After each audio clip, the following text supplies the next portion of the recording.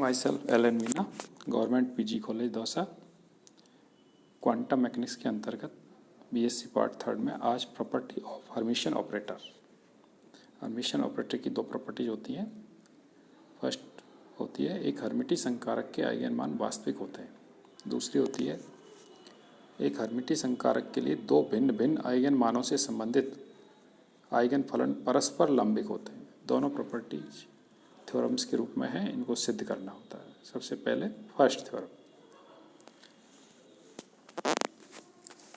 First theorem कि एक हर्मिटी संकारक के आइगन मान वास्तविक होते हैं। तो इसको प्रूफ करने के लिए माना कि एक कैपिटल ए ऑपरेटर एक हर्मिटी संकारक है। तो हर्मिटी संकारक की परिभाषा से A dagger is equal to A operator होता है, अर्थात इंटीग्रेशन ऑफ ए साई का star psi D we is equal to integration of psi star A operator psi D V. Question number 1 हर्मिटी संकारक की परिभाषा से माना तरंग फलन साई संकारक ए का कोई आइगन फलन है जिसके संगत आइगन मान स्मॉल ए है। तब आइगन मान समीकरण जो होगी operator A psi is equal to small ए साई।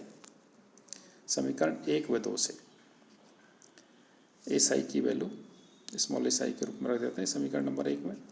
तो इसका LHS जो होगा integration of A psi star psi D we is equal to integration of A psi का star psi D we integration of A star psi D V. A star को बाहर ले लिया, integration of psi star psi D V बचा। इसी तरह से RHS है integration of psi star A psi D we is equal to psi star A psi D we is equal to small A psi star psi D we. समीकरण 1 में value put करने पर ये दोनों LHS और RHS की value समीकरण number 1 में पुट करेंगे तो क्या प्राप्त होता है, A star integration of psi star psi D we is equal to A psi star psi D we, या A star minus A psi star psi D we is equal to 0। Equation number 3 eigen फलन psi के लिए psi star psi D V constant होता है, जहाँ पर normalisation eigen function के लिए कांस्टेंट 1 होता है, क्योंकि psi star psi D we is equal to not equal to 0। इस कारण समीकरण 3 से A star minus A is equal to 0 या फिर A star is equal to A, अर्थात हर्मिटी संकारक के आइगन मान वास्तविक होते हैं। ए स्टार कॉम्प्लेक्स होता है, ए नॉन कॉम्प्लेक्स, रियल और नॉन रियल। थ्योरम नंबर 2 कि एक हर्मिटी संकारक के लिए दो भिन्न भिन्न आइगन मानों से संबंधित आइगन फलन परस्पर लंबिक होते हैं। प्रूफ माना एक हर्मिटी संकारक ए के लिए दो भिन्न भिन्न आइगन मानों AN और AM के संगत आइगन फलन क्रम से साई n और साई m है। तब आइगन फल मान समीकरण A psi n is equal to small A psi n। Equation number 1 A psi m is equal to small A M psi M. Equation number 2 हर्मिटी संकारक की परिभाषा से ए साई एन का star psi M D we is equal to psi N star A psi M D we.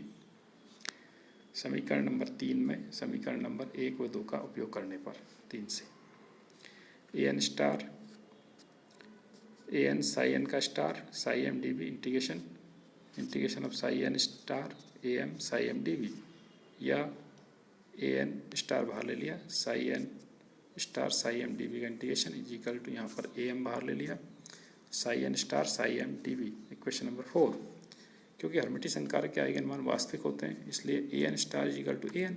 समीकरण 4 से a N star की जगह ए एन रख देंगे तो A N minus A M psi N star psi M D we is equal to 0।